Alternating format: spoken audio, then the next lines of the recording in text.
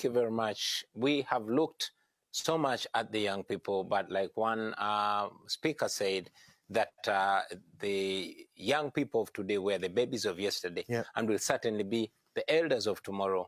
We happen to be living in a generation where there's not so much difference in the minds, the young and the old, the male and the female. We tend to share understanding to look at things largely the same, because what is right to the young and to the old, and what is wrong to the young and to the old. So for the young people, it's just the numbers and the shared aspirations and the shared pains, but largely we look at the same wrongs and the same rights. However, allow me to go back a little bit and mention that while we are discussing the continent of Africa, especially from here in Europe, I would rather that we focus on the realities. It would be very naive for us to discuss Africa from the lenses of a comfortable European. Let's look at Africa through the lens of an African, and look at the Africa-Europe partnership and define it. Is it a partnership in crime or a partnership in the rule of law? Is it a partnership in democracy or a partnership in autocracy? Is it a partnership in good or the partnership in wrong? Is it a partnership in development or a partnership in underdevelopment? And looking at that, I think it's important for us not just to look at the leaders. Well, everything rises and falls with leadership, but let's look at the people. We look at the people of Europe and the people of Africa, and look at them as equals, as human beings, and look at them as deserving the same standard of democracy, the same standard of human rights, and the same standard of respect for the rule of law. Of course, while we have progressive African countries like Zambia, which we look at so much, we look up to so much, countries like Botswana and many others which we look up to so much, we must not forget that there are blatant examples like recently Burkina Faso, countries like Chad, countries like Mali, where there's been blatant disrespect of democracy, but in very neat suits, we see European leaders seemingly condoning that, not criticizing that, and that is to the detriment of Africa.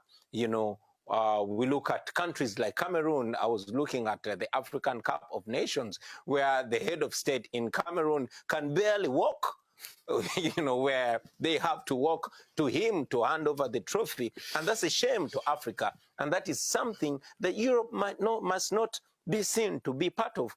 Countries like Uganda, where I come from, where last year, on the 18th and 19th of November, more than 150 people were massacred in broad daylight for peacefully protesting. But the world looked and kept silent. In Uganda today, pictures, images are coming out from Uganda where the son of the president will tweet and somebody will retweet disagreeing with him, and that prolific writer called Kakwenza will be picked and whipped, you know, slave trade style. The images that used to come from the slaves of the 17th and 18th century will show up now, and the international community is just going to look at that. What kind of partnership are we having? You know, we have an Africa today, in particular Uganda, where just yesterday the Speaker of Parliament was flown out of the country to get medical attention, but it cost the taxpayer $500,000 just to airlift the Speaker of Parliament and many other things. So in an Africa where it is acceptable for the leaders to seek medical attention outside the country, to have properties in developed democracies, properties bought with corruption, you know, I think that partnership needs to be re-evaluated. Of course, Europe is a continent that we look up to with developed democracies, with laws that are deem such acts unacceptable. We have the global Magnitsky, which should be evoked for such. We have sanctions, which should be evoked for that, and many other things. I think that African dictators have been largely encouraged and propped up by the West. You look back in the days of Idi Amin, he was a Ugandan leader who was largely, cordoned by the West until they let him go. So I think a time has come for the West to let go of the evil and disassociate itself with the evil. Then young Africa will have opportunity to meet, like I said in the beginning, that young Africans and young Europeans are first world brains, but African young people are first world brains stuck in third world countries, which wouldn't be third world countries, but have third world leaders. So until we deal with that, the entire partnership is going to be a lie. But when we deal with that, you will see every other question being answered. Thank you. Thank you, Bobby Wine. You made very strong points, and you actually even pointed out the situation in Mali and Burkina Faso. Interestingly, if we now take an average of the leadership age in West Africa, I presume that it would come down a bit. Obviously, if you're not giving young people a peaceful way to transition, what you will see is these kinds of transitions.